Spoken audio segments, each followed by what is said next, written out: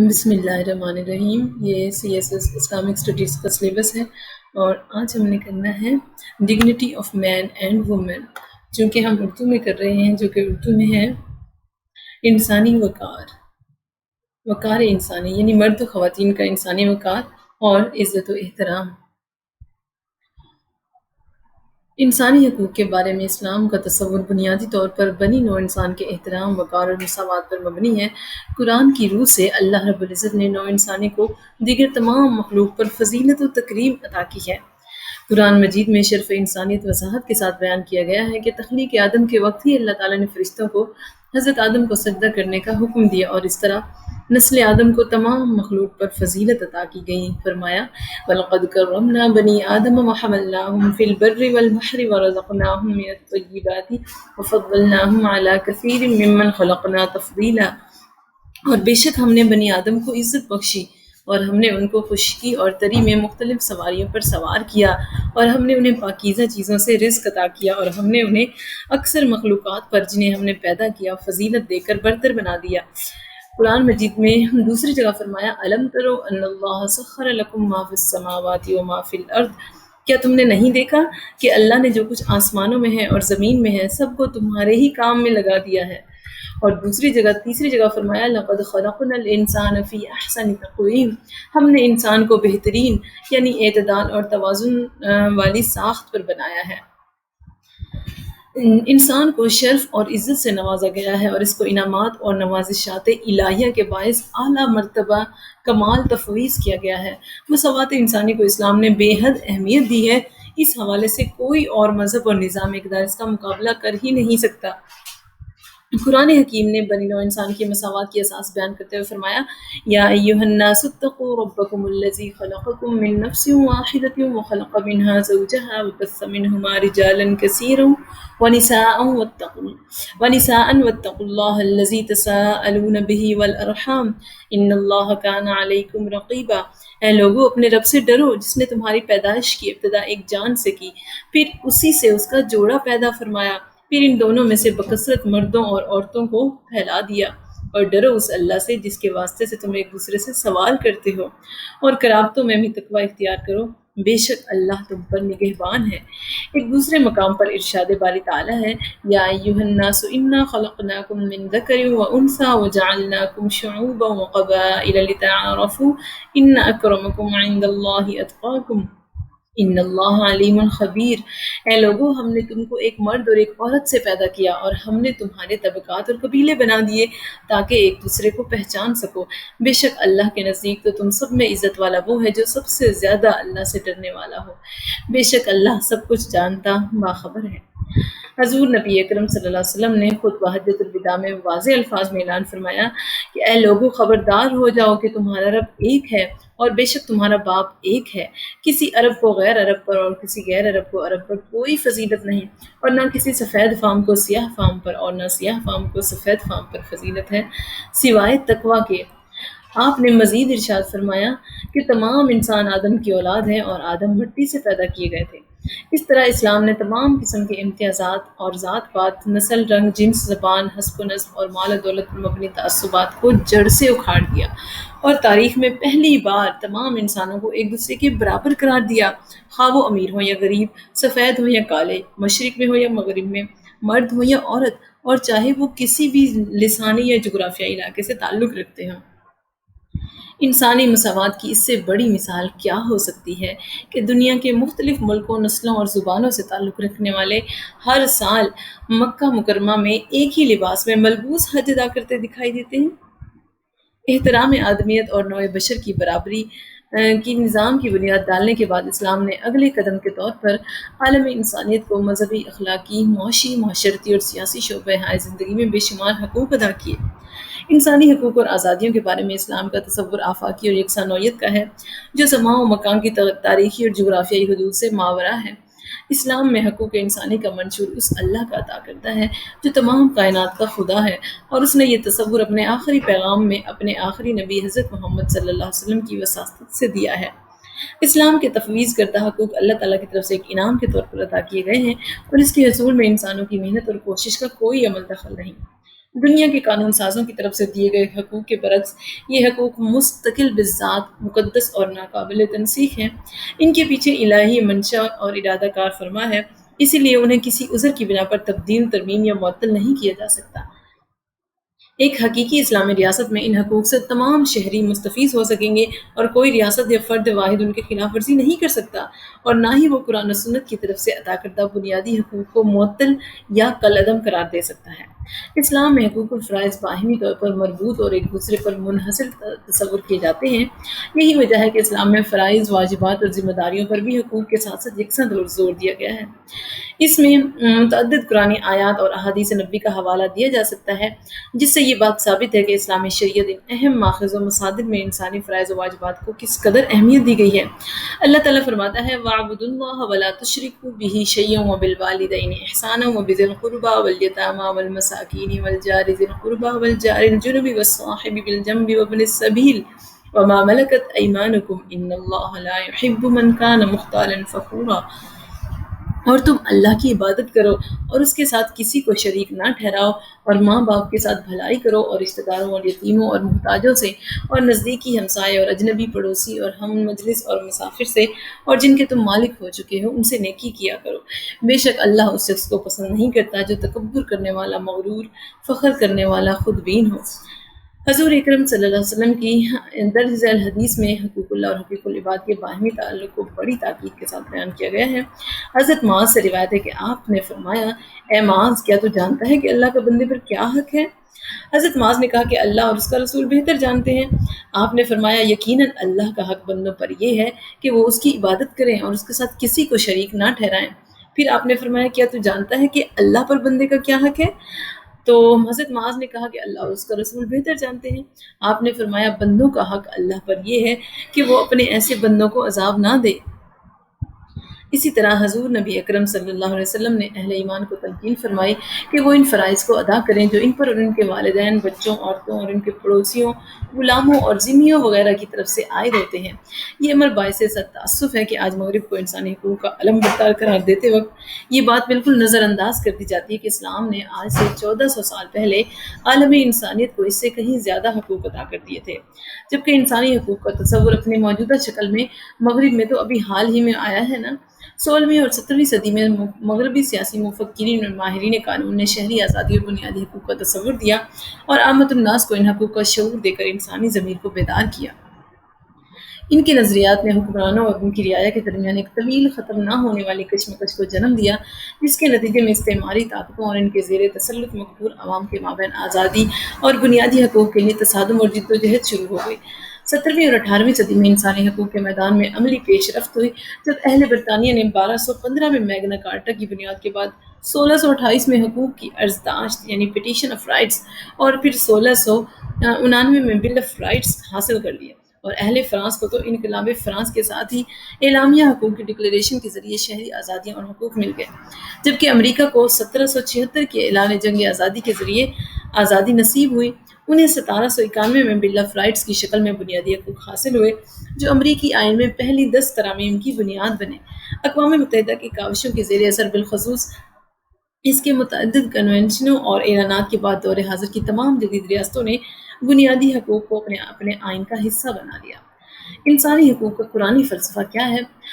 اسلام جملہ شعبہ حیات میں اعتدال اور توازن کا درس دیتا ہے۔ حضور نبی اکرم صلی اللہ علیہ وسلم نے زندگی کے ہر پہلو کے حوالے سے ایسی تعلیمات عطا کی ہیں جو زندگی میں حسین توازن پیدا کرنے کی ضمانت دیتی ہیں۔ اسلام کا یہ بنیادی اصول اس کی تمام تعلیمات اور احکام میں کار فرما ہے۔ حضور نبی اکرم صلی اللہ علیہ وسلم کی عطا کردہ انسانی حقوق بھی اسی روح سے مملو ہے۔ دنیا کے دیگر معاشرتی اور سیاسی نظام ہے کہ احترام و ادائیگی کی اس بلندی اور رفت کے نظیر پیش نہیں کر سکتے جس کا مظاہرہ تعلیمات نبوی میں نظر آتا ہے۔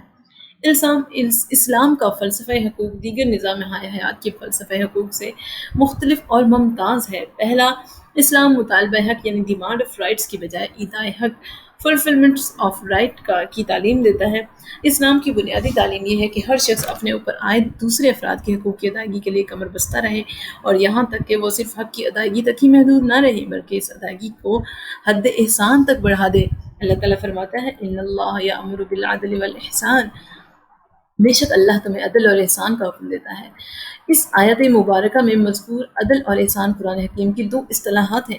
عدل کا مفہوم تو یہ ہے کہ وہ حقوق جو شریعت اور قانون کی روح سے کسی فرد پر لازم ہیں اور ان کی ادائیگی کرے، جبکہ احسان یہ ہے کہ فرض و عائد حقوق سے بڑھ کر بھی وہ دوسرے افراد معاشرہ سے حسن سلوک کرے۔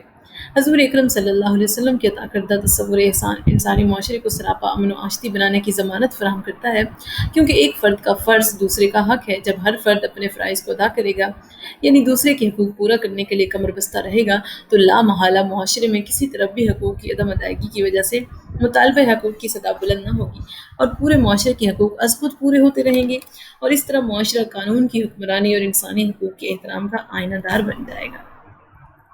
حضور نبی اکرم صلی اللہ علیہ وسلم نے انسانی حقوق کا ایک ایسا نظام عطا کیا ہے جہاں حقوق و فرائض میں باہمی تعلق و تناسب پایا جاتا ہے، یعنی کوئی شخص بغیر اپنے فرائض پورے کیے حقوق کا مطالبہ نہ کرے گا۔ چونکہ اساسی زور فرائض کی ادائیگی اور اطاع حقوق پر ہے، سو کوئی بھی فرد معاشرہ اس وقت تک اپنے حقوق کے لیے آواز بلند نہیں کر سکتا جب تک وہ اپنے فرائض ادا نہ کر چکا ہو، اور فرائض کی ادائیگی کی صورت میں حقوق کا حصول ایک قدرتی اور لازمی تقاضے کے طور پر خود بخود ہی تکمیل پذیر ہو جائے گا۔ حضور اکرم صلی اللہ علیہ وسلم نے حقوق انسانی کا ایسا جامع تصور عطا کیا جس میں حقوق و فرائض میں باہمی توازن پایا جاتا ہے۔ اس بنیادی تصور کو نہ سمجھنے کی وجہ سے ہی کئی مغالطوں نے بھی جنم لیا۔ حقوق و فرائض کے مابین توازن ہی کے سبب سے بعض اوقات ظاہراً حقوق کے مابین عدم مساوات نظر آتی ہے، حالانکہ در حقیقت ایسا نہیں ہے۔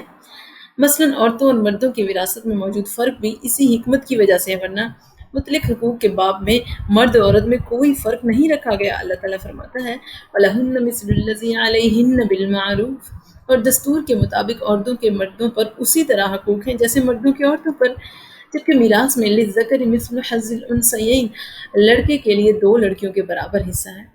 اس اصول کے تحت جو فرق رکھا گیا ہے وہ مرد و عورت پر عائد دیگر فرائض اور ذمہ داریوں کی وجہ سے ہے، چونکہ مرد ہی خاندان کی کفالت اور دیگر امور کا ذمہ دار ہے، جبکہ عورت کو اس ذمہ داری سے آزاد قرار دیا گیا ہے۔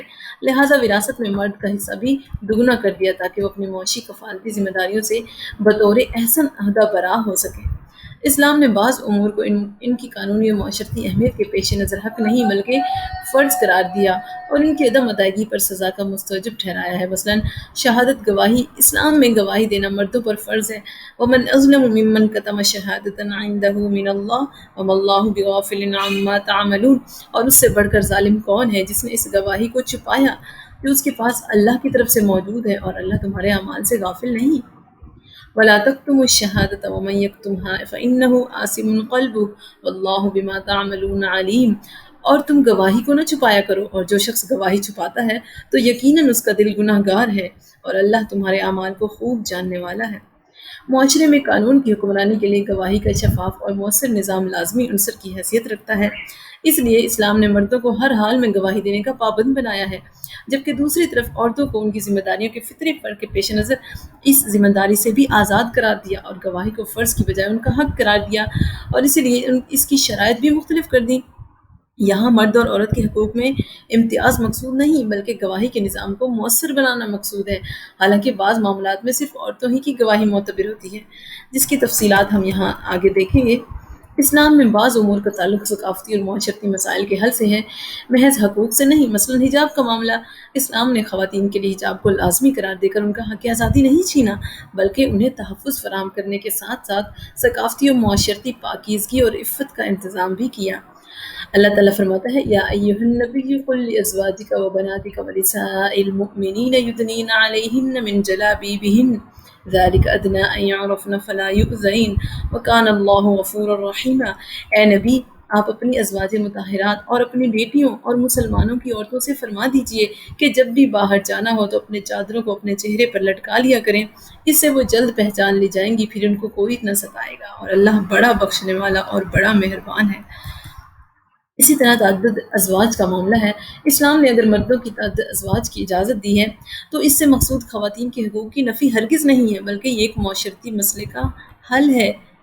تاریخی اعتبار سے بھی یہودیت اور مسیحیت سمیت کسی بھی آسمانی مذہب میں تعدد ازواج منع نہیں تھا، خود بائبل سے تعدد ازواج ثابت ہے، مگر اسلام نے اس تصور میں اصلاحات نافذ کی اور اس کو لازمی مطلوب و مقصود کی بجائے مشروط اجازت قرار دے دیا، تاکہ جب معاشرے میں ایسے حالات پیدا ہو جائیں کہ خواتین کی تعداد بیوگان اور یتامہ کے سبب بڑھ جائے تو انہیں پروقار اور تحفظ کی حامل خاندانی زندگی گزارنے کا موقع مل سکے۔ تاہم دیگر تمام نظام حیات کے مقابلے میں اسلام میں تعدد ازواج کے لیے مردوں پر عدل بین الازواج کی ایسی کڑی شرط عائد کر دی جو کسی بھی طور پر قابل تخفیف نہیں ہے۔ اگر عدل کا امکان نہ ہو اور معاشرے میں تعدد ازواج کے سبب خواتین کے شرعی حقوق کے مجروح ہونے کا اندیشہ ہو تو اس کی ممانعت کر دی گئی۔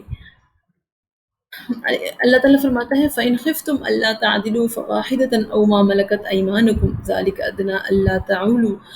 پھر اگر تمہیں اندیشہ ہو کہ تم زائد بیویوں میں عدل نہیں کر سکو گے تو صرف ایک ہی عورت سے نکاح کرو یا وہ کنیزیں جو شرعاً تمہاری ملکیت میں آئی ہوں۔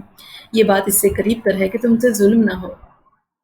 حضور اکرم صلی اللہ علیہ وسلم کے عطا کردہ انسانی حقوق کے فلسفہ و حکمت سے یہ امر واضح ہے کہ حقوق انسانی کا یہی نظام عدل و انصاف اور توازن و تناسب کی اس روح کا حامل ہے جو معاشرے کو حقیقی امن اور معاشرتی اطمینان کا گہوارہ بناتے ہوئے ایک فلاحی مملکت کی حقیقی بنیاد فراہم کرتی ہے۔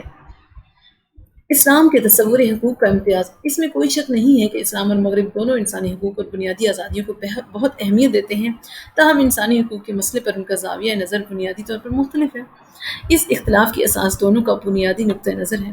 اسلامی فکر و عمل انسانی حقوق کو انسان کے اللہ تعالیٰ سے تعلق ابدیت کے نقطہ نظر سے دیکھتی ہے، جبکہ انسانی حقوق کا جو مغربی تصور ہے وہ سیکولر ہے، جو انسان کے بطور شہری ریاست سے تعلقات پر مبنی ہے۔ وسیع تناظر میں دونوں میں فرق یہ ہے کہ اسلام میں اقتدار اعلیٰ کا سرچشمہ اللہ ہے جو تمام کائنات کا رب ہے، اور اس کے احکام بلند و برتر اور اعلیٰ قانون یعنی سپریم لا کا درجہ رکھتے ہیں۔ روئے زمین پر انسان اللہ کا خلیفہ ہے۔ اس طرح اسلامی ریاست میں عوام مکمل طور پر اقتدار کے مالک نہیں ہیں، بلکہ وہ اجتماعی طور پر اپنے نمائندوں کے ان اختیارات کے ذریعے جن کی حدود کا تعین اللہ کی طرف سے کیا جا چکا ہے حکومتی نظم و نسق چلاتے ہیں۔ اہل ایمان قرآن و سنت کو اپنی ریاست کا سپریم لا مانتے ہیں۔ اس کے برعکس مغرب کی سیکولر جمہوری ریاستوں میں عوام کو سرچشمہ اقتدار سمجھا جاتا ہے اور ان کے نمائندوں کے وضع کردہ دساتیر کو ملک کا سپریم لا مانا جاتا ہے۔ اس بنیادی فرق کی بنا پر جو مکمل حاکمیت اعلیٰ کے تصور سے متعلق ہے، اسلام اور مغربی فکر میں انسانی حقوق پر بھی اختلاف پایا جاتا ہے۔ اسلام میں انسانی حقوق اور شہری آزادیوں کو جو اللہ اور اس کے رسول کے عطا کرتا ہے واضح طور پر متعین کیا گیا ہے اور یہ مقدس اور ناقابل تنسیخ ہے۔ ان حقوق کو کسی طرح اور چاہے کوئی بھی حالات ہو نہ تو واپس لیا جا سکتا ہے اور نہ ہی ان میں کوئی تبدیلی، ترمیم یا تخفیف کی جا سکتی ہے اور نہ ہی انہیں معطل کیا جا سکتا ہے۔ کوئی بادشاہ، سربراہ ریاست، حاکم اعلیٰ یا مقننہ ان حقوق کو پامال کرنے کی مجاز نہیں ہے۔ تاہم اسلامی ریاستوں کے قانون ساز اداروں کو یہ اختیارات حاصل ہیں کہ وہ تبدیل شدہ اقتصادی معاشرتی حالات کے پیش نظر تفویض شدہ حقوق میں مزید اضافہ کر سکیں، بشرطے کہ اضافہ شدہ حقوق قرآن و سنت کے احکام کے منافی نہ ہوں۔ اسلام کے عطا کردہ حقوق عالمگیر نوعیت کے ہیں اور وہ کسی ریاست کے شہریوں تک محدود نہیں ہیں۔ دنیا بھر کے مسلمان اور غیر مسلم شہری بلا امتیاز ان سے مستفید ہو سکتے ہیں۔ دوسری طرف مغرب میں ان حقوق کو لوگ بڑی کشمکش اور عظیم جدوجہد کے بعد لوگ اپنے حکمرانوں سے حاصل کر سکتے ہیں۔ وہاں صاحبان اقتدار نے حال ہی میں ان حقوق اور آزادیوں کی رعایت دی ہے جو کسی نہ کسی عذر کی بنا پر واپس بھی لے لی جاتی ہے۔ یہ حقوق جو حکمرانوں اور قانون ساز ایوانوں کے دیے ہوئے ہیں اور آئین کی کتابوں کی زینت بھی ہوتے ہیں، انہیں تو اکثر پامال بھی کر دیا جاتا ہے، معطل اور تبدیل بھی کر لیا جاتا ہے۔ ترقی پذیر دنیا کے بیشتر جمہوری ملکوں کے آئینوں میں شامل بنیادی حقوق کا صرف کاغذوں میں احترام کیا جاتا ہے، ان پر عمل درآمد کی نوبت تو بہت کم ہی آتی ہے۔ ان جدید جمہوری ملکوں میں بنیادی حقوق کا دائرہ محدود ہوتا ہے، عالمگیر نہیں ہوتا۔ جون 1993 کو ہونے والی حقوق انسانی کی عالمی کانفرنس کے ویانا ڈکلیریشن میں انسانی حقوق کے بارے میں کہا گیا کہ تمام انسانی حقوق آفاقی، ناقابل تقسیم، ایک دوسرے پر منحصر اور ایک دوسرے سے متعلق ہیں۔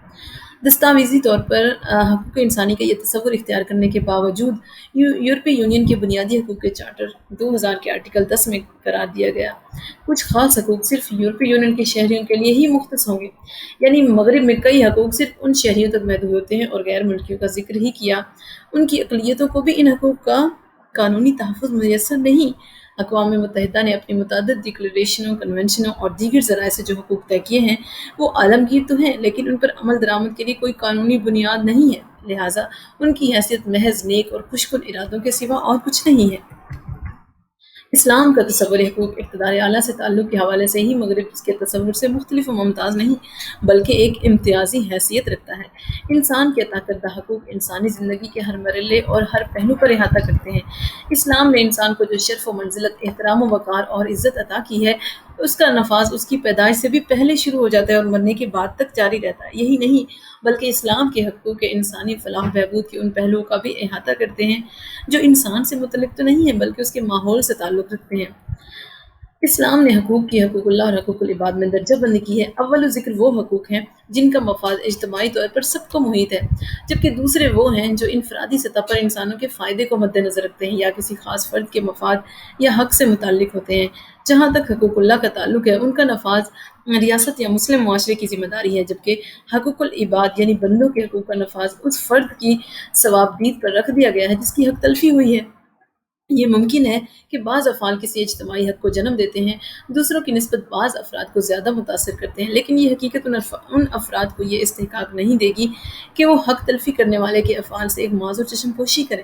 تاہم یہ اس متاثرہ فرد کی مرضی اور ثوابدید پر ہے جس کے نجی حق کو اس سے نقصان پہنچا ہے کہ وہ چاہے تو حق تلفی کرنے والے کو معاف کر دے یا اس کی تلافی کے لیے چارہ جوئی کرے۔ حقوق اللہ کو اجتماعی حقوق اور حقوق العباد کو نجی حقوق بھی کہا جاتا ہے۔ اب ہم حقوق کی اس تفصیل کو بیان کرتے ہیں۔ حقوق اللہ کیا ہیں؟ ان کو اللہ سے منسوب کیا جاتا ہے کہ ان کی خلاف ورزی کے نقصانات بہت زیادہ ہیں اور اسی طرح ادائیگی کے فوائد بہت وسیع ہیں۔ یہ نہیں سمجھنا چاہیے کہ ان کو حقوق اللہ اس لیے کہا جاتا ہے کہ ان میں اللہ کا کوئی فائدہ ہے، نہیں، وہ ذات تو تمام ضروریات اور حاجات سے بے نیاز ہے اور وہ تو ہر چیز کا خالق ہے۔ حقوق اللہ کی مثالیں عبادات و طاعات ہیں جو اجتماعی مفاد کی حامل ہیں۔ سزائیں، تعزیرات و عقوبات، جرائم، محاصل، ٹیکس، کفارے وغیرہ اسی میں آتے ہیں۔ حقوق اللہ کی عمومی تقسیم ان درجات پر کی جا سکتی ہے۔ پہلا، عبادات پر مشتمل افعال جیسے ایمان، نماز، زکوٰۃ، روزہ، حج وغیرہ۔ دوسرا، تعزیرات یعنی وہ حدود جو اللہ نے بنائی ہیں جو بعض جرائم کے ارتکاب پر نافذ کی جاتی ہیں جیسے چوری، سرقہ، زنا، بدکاری، شراب نوشی، قذف وغیرہ۔ تیسرا، کفارات جو عبادات اور سزا دونوں کے زمرے میں آتے ہیں، انہیں بعض فرائض و واجبات کی عدم بجاوری کی صورت میں نافذ کیا جاتا ہے۔ محصول یا ٹیکس جو مسلمانوں کے لیے واجب الادا ہیں جیسے زکوٰۃ، عشر، صدقہ، عید الفطر وغیرہ۔ محصول یا ٹیکس جو غیر مسلم پر لاگو ہیں جیسے خراج، جزیہ وغیرہ۔ دوسرے، حقوق العباد۔ حقوق اللہ کے برعکس حقوق العباد اللہ سے نہیں بلکہ عباد یعنی اللہ کے بندوں سے منسوب ہیں جن کی وہ ملکیت ہے۔ ایسے حقوق افراد کے نجی حقوق سے مربوط ہیں اور ان کا نفاذ متعلقہ افراد کی مرضی و اختیار پر منحصر ہے۔ حقوق العباد کی مزید درجہ بندی اس طرح کی جا سکتی ہے کہ زندگی اور شخص کی حفاظت کے حقوق، عزت و آبرو کی حفاظت کے حقوق، جائیداد کی حفاظت کے حقوق، خاندان کے حقوق مثلاً ازدواجی حقوق، سرپرستی کے حقوق، انتقال جائیداد اور وراثت کے حقوق، قانونی طور پر جائز کاموں کے حقوق وغیرہ۔ بعض معاملات میں حقوق اللہ اور حقوق العباد مشترک یعنی باہم ملے ہوتے ہیں۔ بعض معاملات میں افراد اور معاشرے کے حقوق باہم مشترک ہوتے ہیں مگر ان میں مؤخر ذکر کو نمایاں اہمیت حاصل ہوتی ہے۔ مثلاً تہمت لگانے والے کو سزا دینے کے معاملے کو بھی اسی درجے میں رکھا گیا ہے کیونکہ وہ تہمت لگا کر کسی دوسرے شخص پر بدچلنی یا بدکاری کا الزام لگاتا ہے اور اپنے اس عمل سے معاشرے کے ایک فرد کی عزت و ناموس کو گزن پہنچاتا ہے جس سے صرف اس فرد کی نہیں بلکہ معاشرے کی بھی حق تلفی ہوتی ہے اور اجتماعی طور پر معاشرے میں اس کی عزت و آبرو پر حرف آتا ہے۔ اس امر میں اللہ کا حق مقدم اور حاوی ہوگا کیونکہ جس شخص کی نیک نامی پر حملہ کیا گیا ہے وہ باہمی رضامندی سے جرم کا معاملہ طے کرنے کا مستحق نہیں ہوتا، نہ ہی اس کی موت کی صورت میں اس کے ورثاء جرم کے قصوروار کی سزا کا مطالبہ کر سکتے ہیں۔ بعض معاملات میں نجی اور اجتماعی حقوق باہم مشترک ہوتے ہیں۔ مثلاً اول ذکر غالب و مؤثر رہتے ہیں، قصاص یعنی قتل عمد یا ارادی ایذاء کی سزا اس حق کی صورت اختیار کر لیتے ہیں۔ یہاں معاشرے کا اجتماعی فرض اس امر کا متقاضی ہے کہ روئے زمین پر برپا ہونے والے فتنہ و فساد اور نقص امن کو روکا جائے۔ قتل کی صورت میں نجی حق اس امر سے رونما ہوتا ہے کہ اس جرم نے مقتول کے ورثاء کو نقصان اور ایذا پہنچائی ہے اور ارادی ضرب شدید مظلوم کو تکلیف اور دکھ پہنچانے کا باعث ہوئی ہے۔ ان صورتوں میں نجی حق حاوی ہوتا ہے کیونکہ مضروب یا مقتول کے ورثاء کو اختیار ہے کہ وہ قصوروار کو معاف کر دیں یا خون بہا یا معاوضہ قبول کر لیں، بہرحال سزا پر عمل درآمد کرانا ان کا حق ہے۔ اسلام نے ان کو انسان تک ہی محدود نہیں رکھا بلکہ ہر ذی روح کو حقوق عطا کیے۔ سیرت نبوی میں ہمیں جانوروں سے بھی حسن سلوک کی تعلیم ملتی ہے۔ حضرت سہل بن حنظلہ فرماتے ہیں کہ رسول اللہ صلی اللہ علیہ وسلم ایک اونٹ کے پاس سے گزرے جس کی پیٹ سے مل گئی تھی تو فرمایا ان بے زبان جانوروں سے سلوک میں اللہ سے ڈرو، ان پر سوار ہو جب وہ صحت مند ہو اور انہیں کھاؤ صحت مندی کی حالت میں۔ حضور نبی اکرم صلی اللہ علیہ وسلم نے اعتدال پر مبنی زندگی کا تصور عطا فرمایا، جس میں زندگی کے نجی و شخصی، معاشرتی و سماجی اور اخروی پہلوؤں میں توازن موجود ہو۔ آپ خود بھی بھرپور معاشرتی و سماجی زندگی بسر فرمائی اور یک رخی زندگی کی بجائے حیات کامل کے تصور کو اجاگر کیا۔ زندگی کے دنیوی اور اخروی پہلو میں اعتدال کے لیے آپ نے نفس کے حقوق کا تعین فرمایا کہ ہر شخص فرائض و نوافل کی ادائیگی کے ساتھ ساتھ اپنے نفس کے حقوق کا بھی خیال رکھے، جس سے نہ صرف اس کی اہلی اور خاندانی زندگی خوشگوار ہوگی بلکہ دیگر حقوق و فرائض کی ادائیگی بھی بطور احسن انجام پا سکے گی۔ حدیث نبوی ہے، حضرت عبداللہ بن عمرو بن العاص سے روایت ہے کہ ان سے رسول اللہ صلی اللہ علیہ وسلم نے فرمایا، اے عبداللہ، مجھے یہ خبر پہنچی ہے کہ تم ہمیشہ دن میں روزے رکھتے ہو اور راتوں کو قیام کرتے ہو۔ میں نے جواب دیا، یا رسول اللہ، یہی بات ہے۔ فرمایا، ایسا نہ کرو بلکہ ایک دن روزہ رکھو اور دوسرے دن چھوڑ دو، قیام کرو اور سویا بھی کرو، کیونکہ تمہارے جسم کا بھی تم پر حق ہے، تمہاری آنکھوں کا تم پر حق ہے اور تمہاری بیوی کا تم پر حق ہے۔ حضور اکرم صلی اللہ علیہ وسلم کے عطا کردہ انسانی حقوق کا عظیم چارٹر انسانی زندگی کے مختلف پہلوؤں کا احاطہ کرتا ہے، جیسے انفرادی حقوق، سماجی حقوق، سیاسی حقوق اور اقتصادی حقوق۔ انفرادی حقوق کیا ہے؟ فرد معاشرے کی اکائی ہے۔ جب تک کسی بھی معاشرے میں فرد کی حیثیت کا تعین اور اس کے حقوق کا تحفظ نہیں کیا جائے گا، اس معاشرے میں حقوق کے تحفظ کی ضمانت نہیں دی جا سکتی۔ اسلام نے نہ صرف فرد کو باوقار مقام عطا کیا ہے بلکہ اسے وہ تمام حقوق بھی عطا کیے ہیں جو اس کے ارتقاء اور بہبود کے لیے ضروری ہیں۔ سماجی حقوق کیا ہیں؟ اسلام نے فرد کے حقوق کے ساتھ ساتھ معاشرے کے بھی حقوق کا جامع احاطہ کیا ہے۔ اسلام نے مختلف افراد معاشرے کی معاشرتی اور سماجی حقوق و فرائض کی تعلیم دے کر وہ تمام مثبت بنیادیں فراہم کر دی ہیں جو ایک متوازن، معتدل اور انسانی حقوق کا احترام کرنے والے معاشرے کے قیام کے لیے ضروری ہیں۔ سیاسی حقوق کیا ہیں کہ اسلام جہاں ایک مثالی معاشرے کے قیام کی تعلیم دیتا ہے، وہاں وہ اس کا آخری ہدف ایک مثالی فلاحی سیاسی نظام کا قیام بھی قرار دیتا ہے۔ ایک مثالی سیاسی نظام کا قیام سیاسی حقوق و فرائض کے واضح تعین کے بغیر ممکن نہیں۔ حضور اکرم صلی اللہ علیہ وسلم نے اسلامی ریاست کے جملہ شہریوں کے حقوق کا واضح تعین فرمایا اور اس کی عملی توضیح و تشریح ہجرت کے بعد پہلی اسلامی ریاست قائم کر کے فرما دی۔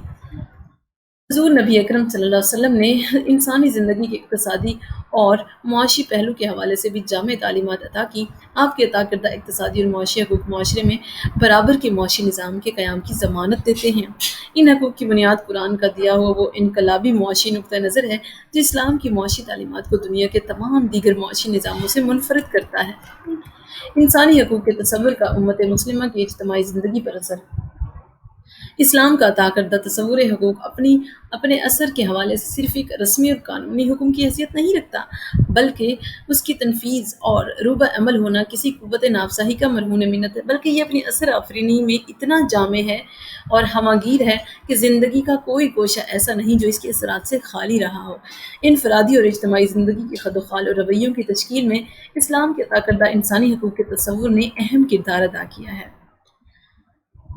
یہاں ہم مختلف روایات کا جائزہ لیتے ہیں جو حضور اکرم صلی اللہ علیہ وسلم کے عطا کردہ تعلیمات کے زیر اثر فروغ پذیر ہوئی، جو آپ نے انسانی حقوق کے احترام میں فرمائی تھی۔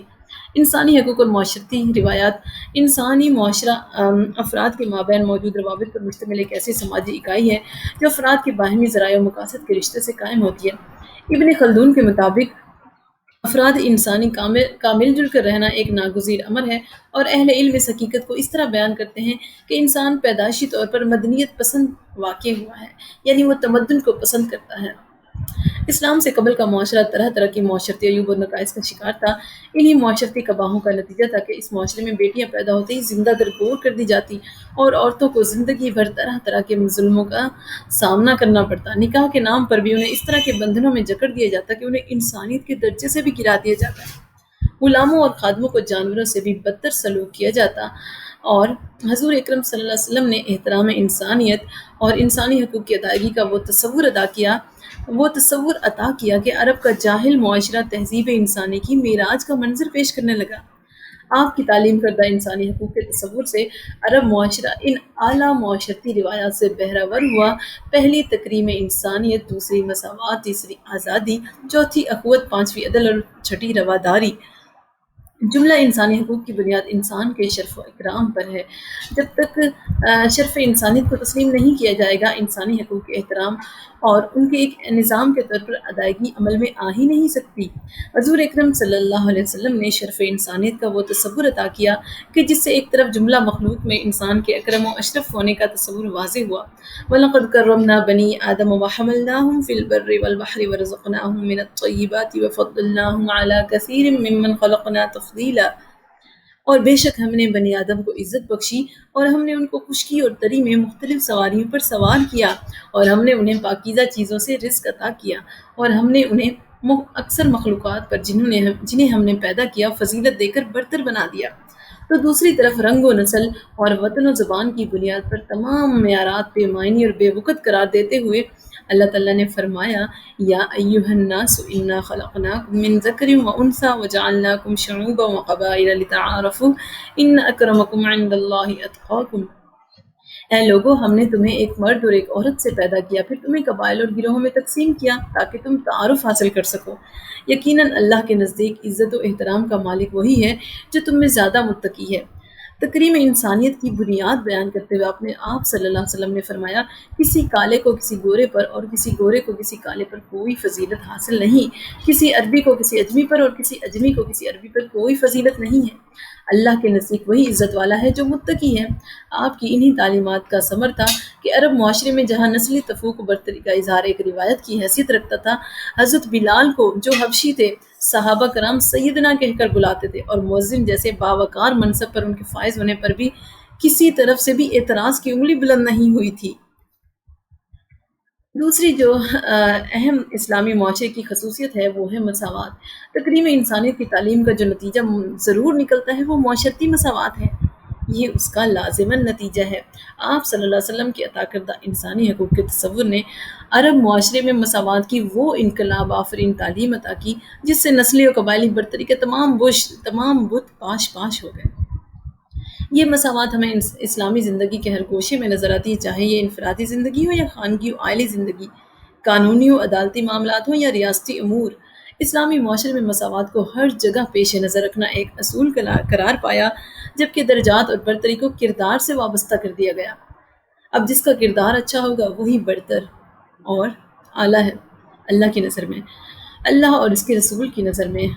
اللہ تعالیٰ فرماتا ہے، وَلِكُلِّ دَرَجَاتٌ مِّمَّا عَمِلُوا وَمَا رَبُّكَ بِغَافِلٍ عَمَّا يَعْمَلُونَ۔ اور ان میں سے ہر ایک کے لیے اس کے عمل کے مطابق درجے ہیں، اور تمہارا رب تمہارے اعمال سے غافل نہیں ہے۔ دوسری جگہ فرمایا، وَلِكُلِّ دَرَجَاتٌ مِّمَّا عَمِلُوا وَلِيُوَفِّيَهُمْ أَعْمَالَهُمْ وَهُمْ لَا يُظْلَمُونَ۔ اور ان میں سے ہر ایک کے لیے اس کے عمل کے مطابق درجے ہیں تاکہ اللہ انہیں ان کے اعمال کا پورا بدلہ عطا کرے اور ان پر کوئی ظلم نہیں ہوگا۔ یہ اسلام کا عطا کردہ تصور مساوات ہی تھا کہ جب امیر المومنین حضرت عمر فاروق بیت المقدس کی فتح کے موقع پر تشریف لائے تو آپ کا خادم اونٹ پر سوار تھا اور آپ اونٹ کی مہار تھامے پیدل چل رہے تھے۔ تیسری جو اہم اسلامی معاشرے کی خصوصیت ہے وہ ہے آزادی، جو کہ تکریم انسانیت کے نتیجے میں وجود میں آتی ہے۔ حضور اکرم صلی اللہ علیہ وسلم نے رب ذوالجلال کی وحدانیت کی تعلیم عطا کر کے انسانیت کو ہر قسم کی غلامی و بندگی سے ہمیشہ کے لیے آزادی عطا کر دی۔ چونکہ اسلامی معاشرے میں ہر شخص صرف اللہ کی بندگی کرتا ہے، تو کسی کو بھی یہ حق حاصل نہیں ہے کہ وہ اپنے ہی جیسے دوسرے شخص کا خدا بن بیٹھے۔ اسلامی معاشرے میں ہر شخص کو اپنے حقوق سے فائدہ اٹھانے کی پوری آزادی ہے، اور شرط یہ ہے کہ اس کی آزادی سے کسی دوسرے کے حقوق اور شریعت کی حدیں جو ہیں وہ متاثر نہ ہوں۔ اسلامی معاشرہ اظہار رائے و عمل کی آزادی کا وہ منظر پیش کرتا ہے جس کی مثال کہیں بھی نہیں ملتی۔ ایک اور خصوصیت جو اسلامی معاشرے کی ہے جو کہ انسانی وقار کے نتیجے میں آتی ہے وہ ہے اخوت، یعنی بھائی چارہ۔ حضور اکرم صلی اللہ علیہ وسلم سے قبل عرب معاشرہ باہمی دشمنیوں کا شکار تھا۔ معمولی باتوں پر جنگیں چھڑ جاتی تھی جو کئی نسلوں پر تک جاری رہتی تھی۔ آپ نے ان تمام تعصبات اور دشمنیوں کو محبت و اخوت میں بدل دیا۔ اللہ تعالیٰ نے فرمایا، انما المؤمنون اخوہ، مسلمان تو آپس میں بھائی ہیں۔ آپ صلی اللہ علیہ وسلم نے فرمایا، ایک مومن دوسرے مومن کے لیے عمارت کی مانند ہے کہ اس کا ایک حصہ دوسرے حصے کو مضبوط کرتا ہے۔ حضور اکرم صلی اللہ علیہ وسلم کے عطا کردہ انسانی حقوق کے تصور نے مسلم معاشرے میں وہ اجتماعی رویہ پیدا کیا جہاں معاشرے کا ہر فرد اپنے جان و مال پر دوسرے کے جان و مال کے تحفظ کو ترجیح دیتا تھا، اور ریاست مدینہ میں مواخات کے موقع پر اسی روایت کے زیر اثر انصار نے اپنے تمام اموال مہاجرین میں برابر تقسیم کر دیے۔ یعنی آدھا خود رکھا اور آدھا اپنے مہاجر بھائیوں کو دے دیا۔ عدل کے بغیر کوئی بھی معاشرہ صحت مند انداز سے فروغ پذیر نہیں ہو سکتا، اور نہ ہی اس معاشرے میں انسانی حقوق کی کما حق ادائیگی ممکن ہے۔ حضور اکرم صلی اللہ علیہ وسلم نے عدل کا ذکر بہت ہی کثرت سے فرمایا۔ قرآن حکیم نے بھی اکثر مقامات پر قیام عدل پر زور دیا، چنانچہ ارشاد باری تعالیٰ ہے قل امر ربی بالقسط، فرما دیجئے کہ میرے رب نے مجھے انصاف کا حکم دیا ہے۔ دوسری جگہ فرمایا وَأَوْفُوا الْكَيْلَ وَالْمِيزَانَ بِالْقِسْطِ، اور ناپ توڑ کو انصاف سے پورا کرو۔ لقد ارسلنا رسلنا بالبينات وانزلنا معهم الكتاب والميزان ليقوم الناس بالقسط، بے شک ہم نے اپنے رسول نشانیوں کے ساتھ بھیجے اور ان کے ساتھ کتاب اور میزان کو نازل کیا تاکہ لوگ انصاف قائم کریں۔ آپ صلی اللہ علیہ وسلم کے عطا کردہ تصور انسانی حقوق سے عدل کی روایت پروان چڑھی، اور اسلامی معاشرے میں قانون کے نفاذ اور حقوق کی ادائیگی میں بھی کسی نوعیت کی تمیز اور فرق روا نہیں رکھا گیا۔ ایک موقع پر جب آپ نے ایک معزز خاندان کی عورت کو چوری پر سزا دی تو اس کی سفارش کرنے والوں کی سفارش رد کرتے ہوئے آپ نے فرمایا اور خدا کی قسم اگر فاطمہ بنت محمد بھی چوری کرتی تو میں اس کے بھی ہاتھ کاٹ دیتا۔ خلفائے راشدین کے دور میں بھی یہ روایت آگے بڑھی، جس کی ہمیں بے شمار نظائر ملتے ہیں، حتیٰ کہ امیر المومنین حضرت عمر نے اپنے بیٹے پر بھی حد جاری کی۔ جب تک کسی معاشرے میں برداشت اور رواداری کا رویہ نہ ہو تو وہاں انسانی حقوق کے احترام کا تصور بھی نہیں کیا جا سکتا، کیونکہ برداشت اور رواداری ہی دوسرے افراد معاشرہ کے حقوق کے احترام کا جذبہ پیدا کرتی ہیں۔ حضور اکرم صلی اللہ علیہ وسلم نے انفرادی اور اجتماعی زندگی میں ہر سطح پر برداشت اور رواداری کی تعلیم دی۔ انفرادی سطح پر رواداری کی اہمیت قرآن حکیم نے یوں بیان کی ہے الذين ينفقون في السراء والضراء والكاظمين الغيظ والعافين عن الناس والله يحب المحسنين، یہ وہ لوگ ہیں جو فراخی اور تنگی دونوں حالتوں میں خرچ کرتے ہیں اور غصہ ضبط کرنے والے ہیں اور لوگوں سے ان کی غلطیوں پر درگزر کرنے والے ہیں، اور اللہ احسان کرنے والوں سے محبت فرماتا ہے۔ جبکہ اجتماعی سطح پر رواداری کو بیان کرتے ہوئے فرمایا لا اکراہ فی الدین، دین میں کوئی زبردستی نہیں ہے۔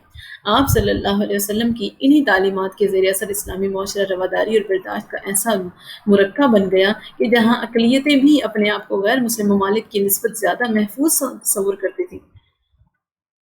انسانی معاشرے کی تشکیل میں افراد معاشرہ کی اقتصادی بحالی اساسی اہمیت کی حامل ہے۔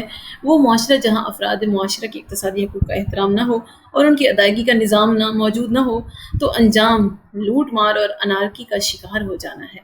حضور اکرم صلی اللہ علیہ وسلم نے اقتصادی و معاشی حقوق کی ادائیگی کی ایسی تعلیم ارشاد فرمائی جس سے مسلم معاشرے میں ہر فرد دوسرے فرد کی معاشی ضروریات کو اپنی ضروریات پر ترجیح دیتا تھا، کیونکہ آپ کی تعلیمات نے معاشی و اقتصادی حقوق کی ادائیگی کو دین کے مکمل نظام عقائد و عبادات کے ساتھ منسلک کر دیا۔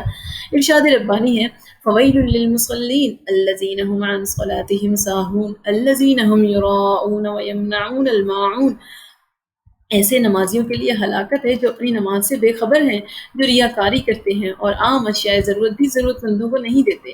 لن تنالوا البر حتى تنفقوا مما تحبون، تم اس وقت تک نیکی کو نہیں پا سکتے جب تک کہ وہ اس کی راہ میں خرچ نہ کرو جس سے تم محبت کرتے ہو۔ قرآن حکیم نے نہ صرف ہر فرد معاشرے کی معاشرتی و اقتصادی حقوق کی ادائیگی پر زور دیا ہے بلکہ ناداروں اور محتاج افراد تک کی عزت نفس کا خیال رکھنے کی تعلیم دی ہے۔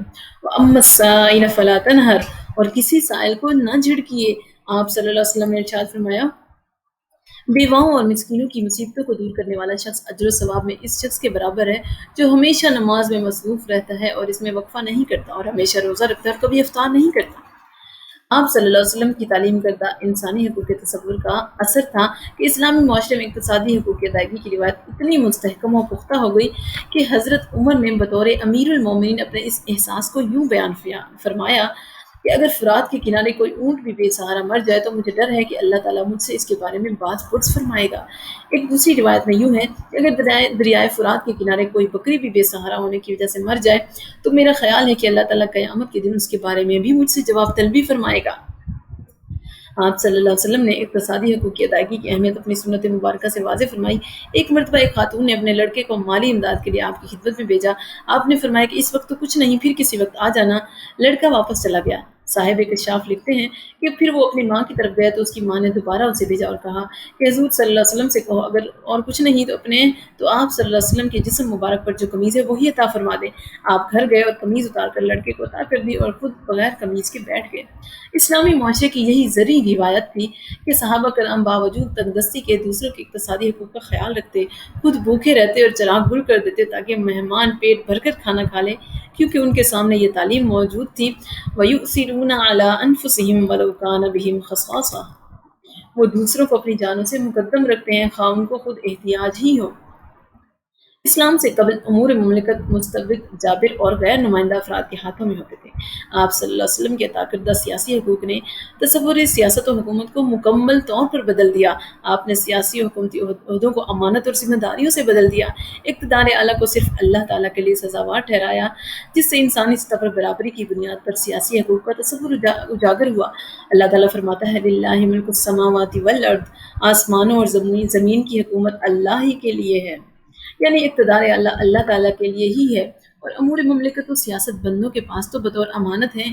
چنانچہ خلیفہ کی تعریف یوں کی گئی ہے اور جس کے ہاتھ میں روئے زمین کے باشندوں کی سیاسی تنظیم و تدبیر کا کام ہے، جو انسانوں کے مفاد عامہ کا نگران ہو اور جو حکومت کا حصہ دوسری قوت کی طرف سے حاصل کرے۔ خلافت خلیفہ کے کاموں اور کارناموں کی صورت اور ان سے جو منصب حکومت پیدا ہوتا ہے اس کا نام ہے۔ علامہ زمخشری کے مطابق خلیفہ وہ ہے جو کسی دوسرے کا نمائندہ اور نائب ہو۔ حضور اکرم صلی اللہ علیہ وسلم نے انسانی حقوق عطا کرتے ہوئے ریاست کے ہر فرد کو سیاسی حقوق عطا فرمائے، جن میں حق آزادی رائے و اظہار رائے اور آزادی اجتماع، حق مشاورت و انتخاب اور حق احتساب شامل ہیں۔ اسلامی معاشرے میں سیاسی حقوق کے تصور کے زیر اثر تشکیل پذیر ہونے والی سیاسی روایت کا اثر تھا کہ ایک عام شہری بھی خلیفہ وقت سے ریاستی امور اور اس کے کردار کے بارے میں باز پرس کر سکتا تھا، اور جو بنیادی خصوصیات اسلام نے سربراہ مملکت کے لیے ضروری قرار دی انہیں ہر دور میں اہمیت دی جاتی رہی۔ اس میں سر فہرست علم، عدالت، کفایت اور امانت ہے۔ سربراہ مملکت کے انتخاب کی اہلیت و قابلیت کی ناگزیریت کی روایت ہی تھی کہ جب حضرت عمر نے کی جانشینی کے سلسلے میں مشاورت ہو رہی تھی تو ایک شخص نے حضرت فاروق اعظم کو ان کے بیٹے عبداللہ بن عمر کے انتخاب کی رائے دی، تو آپ نے اسے ڈانٹا اور فرمایا بخدا میں ہرگز نہیں چاہتا کہ ایک ایسے شخص کو اپنا جانشین بنا دوں جو اپنی بیوی کو اچھی طرح طلاق بھی نہیں دے سکتا۔ آپ کی عطا کردہ اس سیاسی روایت کے تحت خلفائے راشدین کے انتخاب میں شورائی اور جمہوری روح کار فرما رہی۔ خلفائے راشدین کے دور میں عوام کی اقتدار میں شورائی شرکت دو پہلوؤں سے ایک نظام کی شکل اختیار کر گئی۔ پہلا، اسلامی ریاست کے قابل اعتماد اصحاب کی بیعت، جنہیں اہل حل و عقد، اولو الامر، اہل الشورا، اہل الاجماع اور اہل الشورا کا نام بھی دیا جاتا ہے۔ اسلامی معاشرے میں حضور اکرم صلی اللہ علیہ وسلم کے عطا کردہ سیاسی حقوق جہاں ایک طرف عام شہری کو شریک اقتدار کرتے ہیں تو دوسری طرف حکمرانوں میں بھی احساس ذمہ داری پیدا کرتے ہیں، اور وہ اس ذمہ داری کو قوم کی امانت سمجھ کر نبھائیں اور کسی بھی موقع پر رعایا کے حقوق پورے کرنے میں کوتاہی کے مرتکب نہ ہوں۔ یہی وجہ ہے کہ جب خلیفہ کا انتخاب کر لیا جاتا تو وہ ممبر پر آتا اور اعلان کرتا کہ اگر میں اچھے اصولوں پر قائم رہوں تو میری امداد پر کمر بستہ رہو، اور اگر برا طرز عمل اختیار کروں تو مجھے سیدھا کر دو۔ جسے اپنی قوت کا گھمنڈ ہے وہ میرے نزدیک کمزور ہے، اور جو کمزور ہے وہ میرے نزدیک طاقت والا ہے۔ میں طاقتور کمزور کا حق لے کر ہی مطمئن ہو سکتا ہوں۔ حضور اکرم صلی اللہ علیہ وسلم کے عطا کردہ انسانی حقوق کے تصور کے اثرات اسلام کے قانونی نظام پر بھی نمایاں ہیں۔ زندگی حقوق و فرائض سے عبارت ہے، اور کوئی بھی نظام قانون اس وقت تک مثالی نہیں ہو سکتا جب تک کہ اس میں حقوق و فرائض کا توازن اور حقوق کی فراہمی کی واضح ضمانت نہ دی گئی ہو۔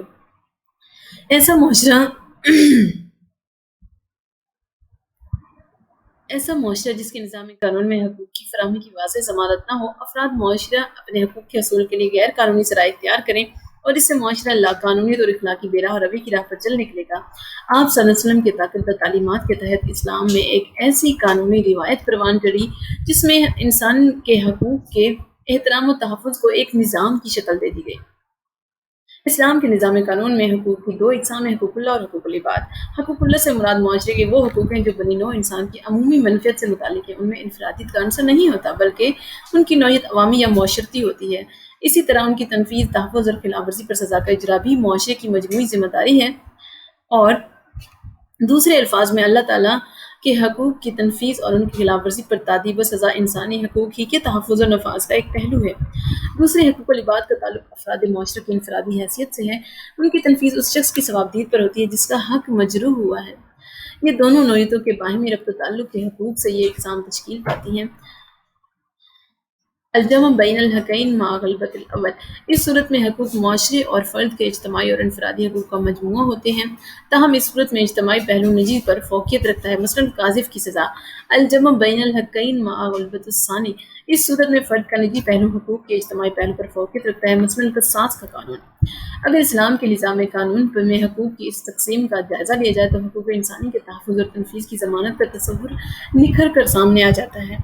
اسلام کے نظام قانون کے درج ذیل اساسی اصول بھی حقوق انسانی کی فراہمی کو یقینی بنانے کی روح کے حامل ہیں۔ پہلا اصول عدم حرج، کہ زندگی کی مشکلات کا ازالہ ہو، قلت تکلیف، کسی شخص پر اس کی استعداد سے زائد تکلیف نہ ہو، تدریج، ہر فرد پر ذمہ داریاں درجہ بدرجہ ڈالی جائیں، نسخ و تغییر، نفاذ قانون میں بدلتے حالات کو مد نظر رکھا جائے، رخصت و استثناء، اضطراری حالت میں رخصت و استثناء کی اجازت دی جائے، اصولی اباحت، کسی ایسے امر یا حق کو اس وقت تک ناجائز تصور نہ کیے جائے جس کی قانون واضح طور پر ممانعت نہ کر رہا ہو۔ معاشرے میں جرم و گناہ کے ازالے کے لیے اسلام کا دیا ہوا نظام حکومت انسانی حرمت و وقار کے تحفظ کا ضامن ہے۔ اگرچہ ہر جرم کے لیے سزا تجویز کی گئی ہے، مگر اس کا مقصود ایذا رسانی یا انسانی تحقیر نہیں ہے، بلکہ انسانی وقار اور تقدس ہی کے احترام کو یقینی بنانا ہے۔ حدود کے نفاذ کی وہ تعلیم و منہج جو درج ذیل احادیث نبوی سے واضح ہوتی ہے، اسی حکمت کو بیان کرتی ہے۔ حضرت عبداللہ بن مسعود روایت کرتے ہیں کہ حضور نبی اکرم صلی اللہ علیہ وسلم نے فرمایا، اپنے بھائی کے خلاف شیطان کے مددگار مت بنو، جب حاکم کے پاس حد کا معاملہ آئے تو وہ حد لگائے، بے شک اللہ معاف کرنے والا ہے اور معاف کرنے والے کو پسند کرتا ہے، اور چاہیے کہ لوگ بھی معاف کریں اور درگزر کریں۔ کیا تم پسند نہیں کرتے کہ اللہ تمہیں معاف کرے، اور اللہ معاف کرنے والا ہے۔ اسی طرح حضرت خزیمہ بن ثابت روایت کرتے ہیں کہ حضور نبی اکرم صلی اللہ علیہ وسلم نے فرمایا، جس نے بھی گناہ کا ارتکاب کیا اور اس پر اس گناہ کی حد لگ گئی تو یہ حد اس کے گناہ کا کفارہ ہے۔ حضرت علی روایت کرتے ہیں کہ حضور اکرم صلی اللہ علیہ وسلم نے فرمایا، جس نے دنیا میں کوئی گناہ کیا اور اسے سزا بھی دے دی گئی تو آخرت میں اسے اس گناہ کی سزا دینا اللہ کے عدل کے منافی نہیں ہے، اور جس نے دنیا میں گناہ کیا اور اسے اللہ نے پردے میں رکھا اور معاف کر دیا تو یہ اللہ کی شان کریمی کے خلاف ہے کہ بندے کو جس گناہ پر معاف کر دیا گیا ہو اسے آخرت میں اس گناہ پر سزا ملے۔ حضرت عائشہ روایت کرتی ہیں کہ حضور نبی اکرم صلی اللہ علیہ وسلم نے فرمایا، جہاں تک ممکن ہو مسلمانوں پر سے حدود کے اجرا کو ٹالو، اگر تم کسی مسلمان کے لیے حد سے بچنے کی کوئی راہ پاؤ تو اسے بچنے دو، حاکم کا معاف کرنے میں غلطی کرنا سزا دینے میں غلطی کرنے سے بہتر ہے۔ حضرت علی روایت کرتے ہیں کہ حضور نبی اکرم صلی اللہ علیہ وسلم نے فرمایا، حدود کو ٹالو، مگر امام کے لیے مناسب نہیں کہ وہ حدود کے نفاذ کو معطل کرے۔ تم اللہ کے بندوں سے حدود کو دور کر دو جب تم اس کے لیے حدود کو رفع کرنے کا راستہ پاؤ۔ باعزت لوگوں کی لغزشوں سے درگزر کیا کرو، ماں سوائے حدود کے، یعنی حدود کے معاملے میں درگزر کرنے کی اجازت نہیں ہے۔ انسانی حقوق کے احترام کی روح کی کار فرمائی کا اثر ہے کہ اسلام کے نظام قانون میں کوئی ایسی روش پروان نہیں چڑھ سکی جس سے افراد و معاشرے کے حقوق پر زد پڑتی ہو، بلکہ حقوق کے تحفظ کی روایت کو فروغ دیا گیا جس کا اثر قانونی ارتقاء اور اس کے نفاذ دونوں میں برابر نظر آتا ہے۔ حضور اکرم صلی اللہ علیہ وسلم نے اسلامی معاشرے میں قانون کی حکمرانی کا ضابطہ بیان کرتے ہوئے فرمایا، جب تمہارے سامنے کوئی معاملہ فیصلے کے لیے آئے، کسی فریق کا موقف سن کر اس وقت تک فیصلہ نہ کرو جب تک دوسرے فریق کا موقف بھی اسی طرح نہ سن لو جس طرح پہلے فریق کا موقف سنا تھا۔ حقوق انسانی کے احترام کا تصور ہمیں اسلام کے نظام قانون کے ارتقاء میں بھی نظر آتا ہے، جس کا کچھ اندازہ ان رہنما اصولوں سے ہوتا ہے جو مسلم فقہا اور مقننین نے طویل تفکر کے بعد وضع کیے ہیں۔ اصول یہ ہے کہ ظاہری اعتبار سے درست بات کو ترجیح دی جائے گی اور ظاہر کے خلاف دعویٰ کرنے والے سے ثبوت طلب کیا جائے گا۔ اصول یہ ہے کہ مسلمانوں کے معاملات پائیداری اور مفاد عامہ پر مبنی ہوں گے، سوائے اس کے کہ مختلف حالات ہوں۔ اصول یہ ہے کہ حقوق اللہ کی ادائیگی میں احتیاط جائز ہے، مگر حقوق العباد میں جائز نہیں۔ جب کسی کام میں شدید تنگی ہو تو اس میں وسعت دی جائے گی۔ اصول یہ ہے کہ نہ ضرر پہنچے اور نہ ضرر پہنچایا جائے، ضرر کا ازالہ کیا جائے گا۔ ضرورت ایک ممنوع امر کو مباح کر دیتی ہے، ضرورتوں کو اس کے اندازے کے مطابق اہمیت دی جائے گی۔ زر عام کے تفریح کے لیے زر خاص قابل برداشت ہوگا۔ شدید ضرر کا ازالہ نسبتاً خفیف ضرر سے کیا جائے گا۔ ضرر کو بقدر امکان دفع کیا جائے گا۔ حاجت عامہ یا حاجت خاصہ ضرورت کا درجہ پائے گی۔ اسلام میں ناگزیر عسکری سرگرمیوں میں بھی حقوق انسانی کے احترام کو نظر انداز نہیں کیا گیا۔ اس کی وضاحت امیر المومنین حضرت ابو بکر صدیق کے امراء عساکر کو دی جانے والی ہدایات سے ہوتی ہے، جس میں آپ نے فرمایا، احکام بجا لانا، بزدلی سے کنارہ کشی، کسی ایسے کام کے لیے اقدام نہ کرنا جس میں تباہی مچانے کی نیت ہو یا جس کے نتیجے میں فساد فی الارض کا اندیشہ ہو، غداری نہ کرنا، فصلوں اور درختوں کو صرف نقصان پہنچانے کی غرض سے نقصان نہ پہنچانا، جانوروں کو صرف ہلاک کرنے کی خاطر ہلاک نہ کرنا، مکانات اور عمارات کو صرف تباہی کی غرض سے تباہ نہ کرنا، جو لوگ جنگ میں شریک نہ ہوں انہیں قتل نہ کرنا، مال غنیمت کی حفاظت کرنا اور غلول نہ کرنا، یعنی اس میں سے کوئی چیز نہ چرانا، دشمنوں کے سروں کو ایک جگہ سے دوسری جگہ نہ لے جانا۔ حضرت عمرو بن العاص اور حضرت شرجیل بن حسنہ نے حضرت عتبہ کے ذریعے رومیوں کے جنرل یناک کا سر حضرت ابوبکر کے پاس مدینے بھیجا۔ جب حضرت عتبہ سر لے کر حضرت ابوبکر کے پاس پہنچے تو آپ نے اس حرکت کو سخت ناپسند کیا۔ حضرت عتبہ نے حضرت ابوبکر سے عرض کیا کہ اے خلیفہ رسول، شام کے لوگ ایسا ہی کرتے ہیں۔ حضرت ابوبکر نے فرمایا کیا میں بھی فارس اور روم کے طریقوں پر چلوں؟ تو آئندہ میرے پاس کوئی سر نہ لایا جائے بلکہ خط اور اطلاع ہی کافی ہے۔ پھر آپ نے خطبہ دیا اور فرمایا ہمارے پاس شام کے جرنیل یناک کا سر لایا گیا ہے، ہمیں اس کی کوئی ضرورت نہیں، یہ تو اجمیوں کا طریقہ ہے۔ حضرت عبداللہ بن عمر فرماتے ہیں کہ رسول اللہ صلی اللہ علیہ وسلم نے عورتوں اور بچوں کے قتل سے منع فرمایا۔ الغرض حضور اکرم صلی اللہ علیہ وسلم کے عطا کردہ انسانی حقوق کے تصور نے ایک ایسے معاشرے کے قیام کی اساس مہیا کی جس میں انسانی حقوق کا احترام انسانی تہذیب و تمدن کے ہر دور سے بہتر حالت میں موجود رہا اور انسانی اسباب میں رہنمائی کے لیے ہمیشہ سیرت نبی صلی اللہ علیہ وسلم کی محتاج رہے گی۔ انسانی حقوق کے نفاذ میں عدم امتیاز۔ اسلام نے انسانی حقوق کی ادائیگی میں ہر طرح کے جنسی، نسلی اور طبقاتی امتیازات کی نفی کی ہے۔ قرآن حکیم میں بنی نوع انسان کے مابین مساوات کی اصولی بنیاد بیان کرتے ہوئے اللہ تعالیٰ نے فرمایا یا ایھا الناس اتقوا ربکم الذی خلقکم من نفس واحدۃ وخلق منها زوجها وبث منہما رجالا کثیرا ونساء۔ اے لوگو اپنے رب سے ڈرو جس نے تمہاری پیدائش کی ابتدا ایک جان سے کی، پھر اسی سے اس کا جوڑا بنایا، پھر ان دونوں میں سے بکثرت مردوں اور عورتوں کی تخلیق کو پھیلا دیا، پھر ہر اس سبب اور وجہ کی نفی کی جو کسی طور پر بھی انسانی مساوات کی پامالی کا باعث بن سکتی ہے بلکہ وجہ شرف و فضیلت تقویٰ کو قرار دیا۔ یا ایھا الناس انا خلقناکم من ذکر وانثی وجعلناکم شعوبا وقبائل لتعارفوا ان اکرمکم عند اللہ اتقاکم۔ اے لوگو ہم نے تم کو ایک مرد اور ایک عورت سے پیدا کیا اور ہم نے تمہارے طبقات یعنی گروہ اور قبیلے بنا دیے تاکہ ایک دوسرے کو پہچان سکو۔ لیکن کسی کو اعلیٰ طبقے میں پیدا کرنا، ممتاز قبائل سے اس کا تعلق ہونا، اس کا مال و دولت، صورت و شکل، وقار و وجاہ سب دنیا تک ہے، اللہ کے یہاں ان میں سے کسی کی کوئی قدر نہیں۔ بے شک اللہ کے نزدیک تو تم سب میں عزت والا وہ ہے جو سب سے زیادہ اللہ سے ڈرنے والا ہو، یعنی پرہیزگاری اختیار کرے اور متقی بنے۔